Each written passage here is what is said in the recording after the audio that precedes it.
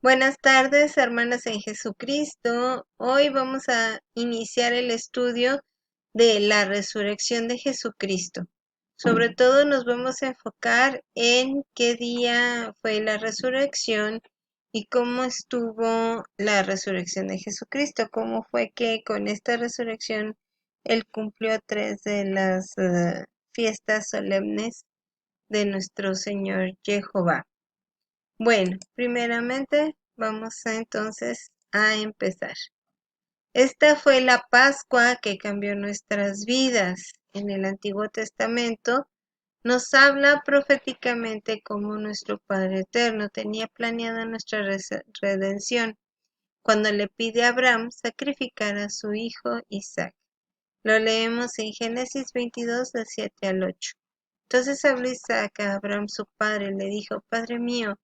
Y él le respondió: Heme aquí, mi hijo. Y él dijo: He aquí el fuego y la leña, mas ¿dónde está el cordero para el holocausto? Y respondió Abraham: Dios se proveerá el cordero para el holocausto, hijo mío.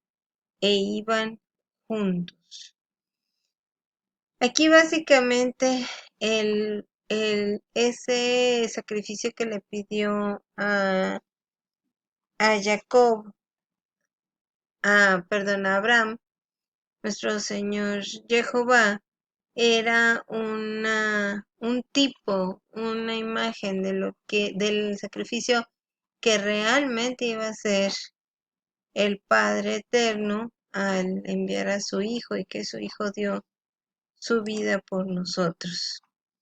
Ahora, lo dijo Juan el Bautista y le dio a Juan el Bautista la potestad de ver al cordero antes que nadie, o sea, el cordero que iba a ser sacrificado.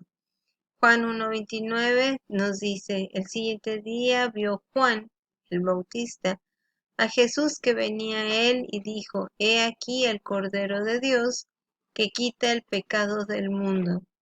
O sea, ese Cordero, el cual Abraham hacía muchos años había dicho que el Señor se proveerá, y que bueno, en el momento con Isaac puso un carnero ahí.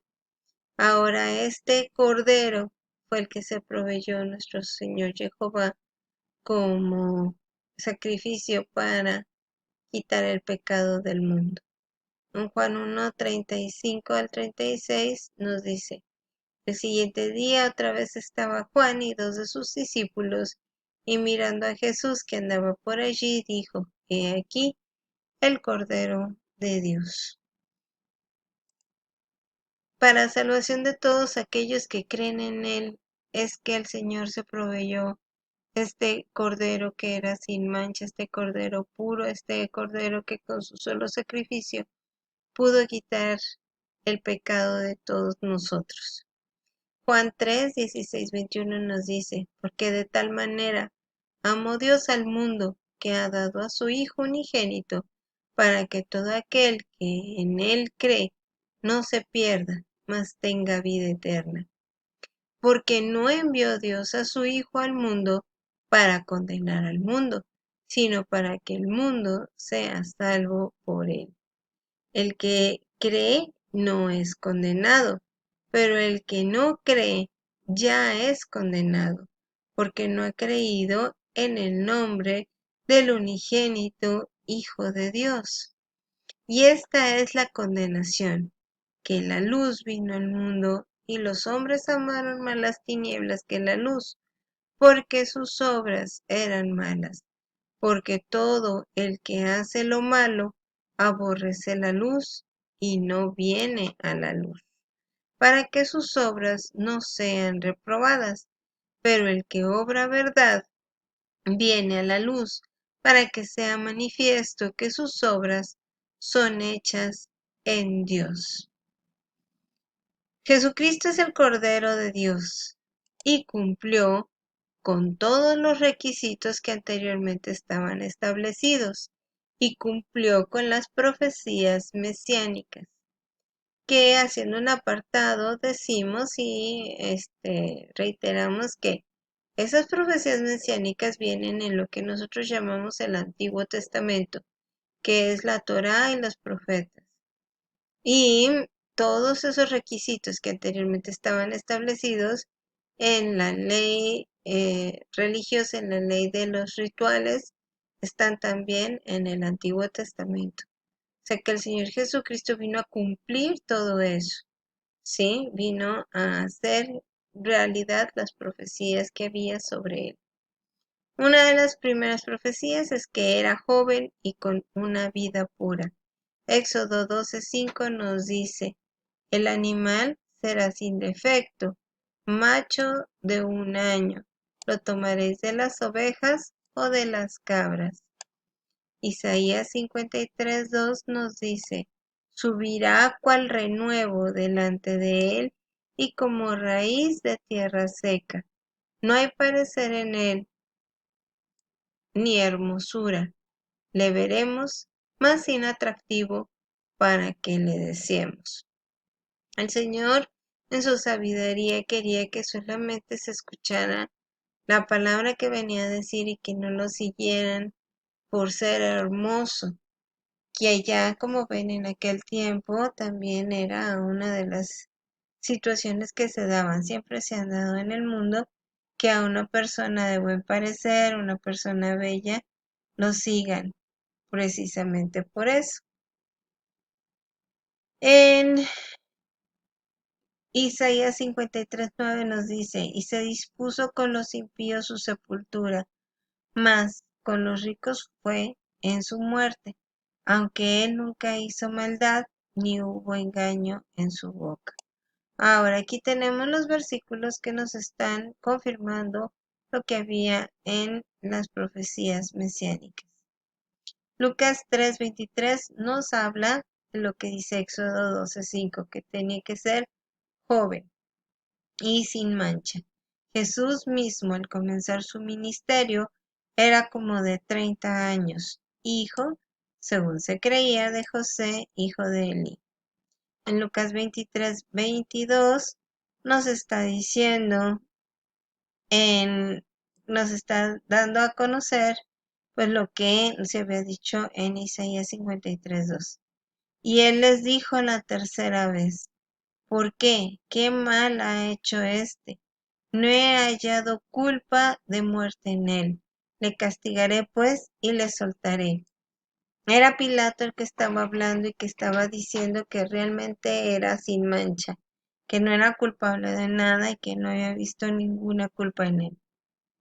Hebreos 4:15 nos dice, porque no tenemos un sumo sacerdote que no pueda compadecerse de nuestras flaquezas, sino uno que fue tentado en todo según nuestra semejanza, pero sin pecado. Aquí también el hermano Saulo, Pablo, nos está hablando otra vez de que era semejante a nosotros, pero no había pecado en él.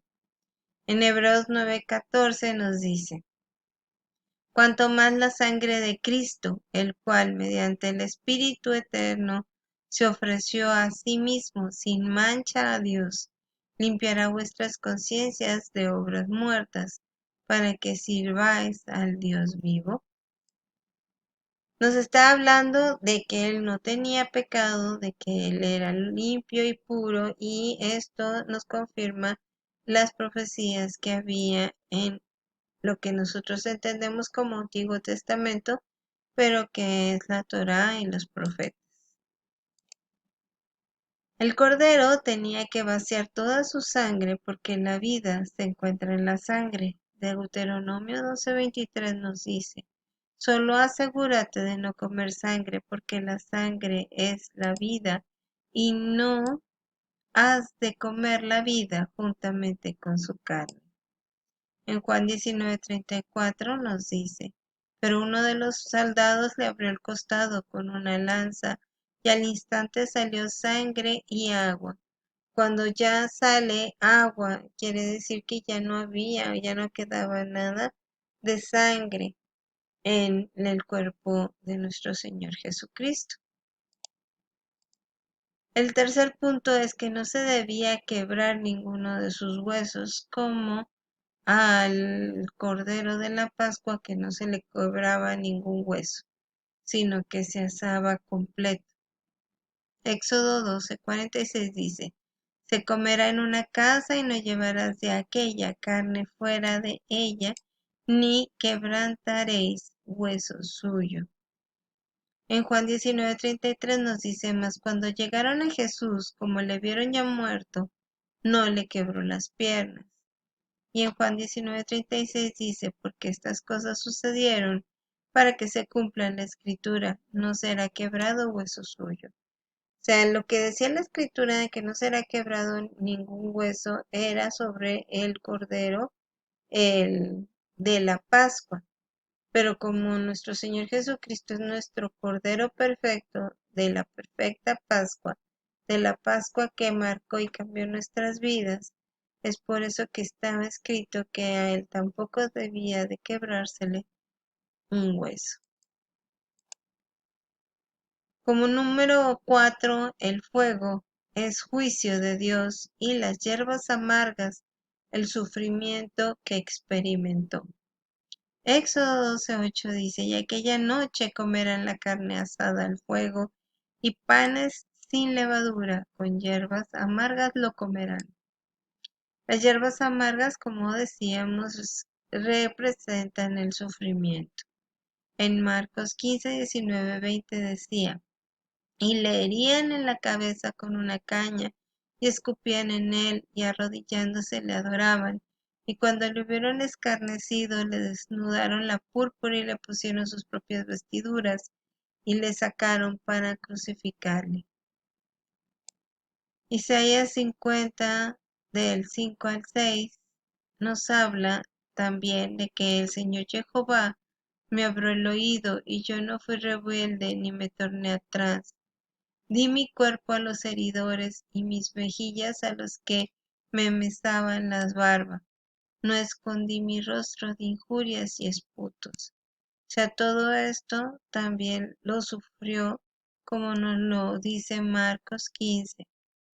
Hay personas que van contra la Biblia que aseguran que ya estos evangelios se escribieron mucho después como para acomodarlos, pero se ha comprobado científicamente que los evangelios sí se escribieron antes del 70 después de Cristo, y no como suponían que era hasta el 300 o hasta el 200 y tantos después de Cristo. Isaías 53:10 nos dice: Con todo eso, Jehová quiso quebrantarlo, sujetándole a sus padecimientos, cuando hubiere puesto su alma en expiación por el pecado, verá su linaje, prolongará sus días, y la voluntad de Jehová será en su mano prosperada. Salmos 53:12, Isaías 53:12 nos dice: Por tanto, yo le daré parte con los grandes y con los fuertes repartirá despojos. Por cuanto derramó su alma hasta la muerte y fue contado con los transgresores, y llevó él el pecado de muchos e hizo intercesión por los transgresores. Y eso lo vemos que lo cumplió tal cual el Señor está siendo pues intercesor de nosotros, de los pecadores o de los transgresores ante nuestro Padre Jehová, pero también lo fue con los dos que estuvieron crucificados a su lado, bueno, con el que se arrepintió. Mateo 27:35 habla y dice: Y después que le hubieron crucificado, repartieron sus vestiduras, echando suertes para que se cumpliese lo que fue dicho por el profeta. Repartieron entre sí mis vestiduras, y sobre mi ropa echaron suertes. Y Marcos 15, 27, 28 nos dice: Y crucificaron con él a dos ladrones, uno a su derecha y otro a su izquierda, y se cumplió la escritura que dice: Y con los transgresores fue contado. Como vemos, ha sido perfecto como el Señor cumplió con todas las profecías mesiánicas que hablaban del Mesías, Sin embargo, los fariseos pues tenían cegados sus ojos.